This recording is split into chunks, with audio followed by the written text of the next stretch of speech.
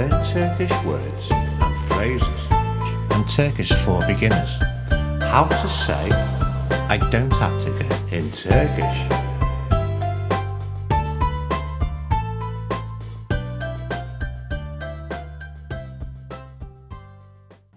I don't have to go. Gitmek zorunda değilim. I don't have to go. Gitmek zorunda değilim. I don't have to go. Gitmek zorunda değilim. I don't have to go. Gitmek zorunda değilim. Now you try. I don't have to go. Gitmek zorunda değilim.